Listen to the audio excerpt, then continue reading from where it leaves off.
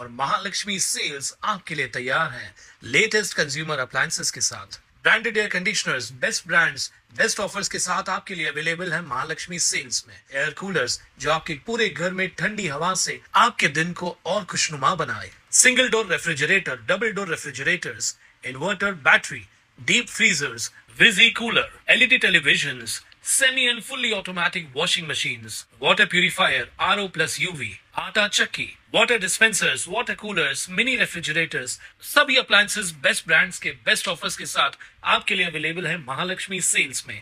काँग्रेसचे ज्येष्ठ कार्यकर्ते प्रकाश पगारे यांनी संघाबाबत वादग्रस्त विधान कल्याणमधील डीसीपी ऑफिसच्या बाहेर केलं। वो संघ में गए तो ही आजादी के जंग में, क्या बात है, आजादी के जंग में दो तरह के लोग थे। आजादी के जंग में दो तरह के लोग थे, जो मर्द थे वो जंग में गए, जो मर्द थे वो जंग में गए, जो मर्द थे वो जंग में गए, और जो नामर्द थे वो जंग में गए। भारत माता की, भारत माता की। त्यामुळे आता नवा वाद निर्माण होण्याची शक्यता निर्माण झाली आहे। याच विधानामुळे आता भाजपा पुन्हा आक्रमक झाली आहे। भाजपाचे जिल्हा उपाध्यक्ष संदीप माळी यांनी प्रकाश पगारे यांच्यावर गुन्हा दाखल करण्याची मागणी करत प्रकाश पगारे हे ऍक्टर आहेत असे पत्रकारांशी बोलताना सांगितलंय। तसेच माळी यांनी पगारे यांच्यावर टीका करताना सांगितलं की पगारे हा रडका माणूस आहे, त्यांच्यावर गुन्हा दाखल झाल्यापासून गुन्हा दाखल होऊ नये म्हणून रडण्याचं काम करत असून आम्ही अशा रडक्यांना भाव देत नाही। संघावर वादग्रस्त विधान केल्यामुळे त्यांच्यावर गुन्हा दाखल करून अटक करावं व आपल्यावर दाखल असलेल्या गुन्ह्यातून माझी निर्दोष मुक्तता झाली असून काँग्रेसचे जिल्हाध्यक्ष सचिन पोटे यांनी यापुढे गुन्हेगार म्हणून उल्लेख केल्यास कायदेशीर कारवाई करण्यात येईल असा इशारा देखील माळी यांनी दिलाय।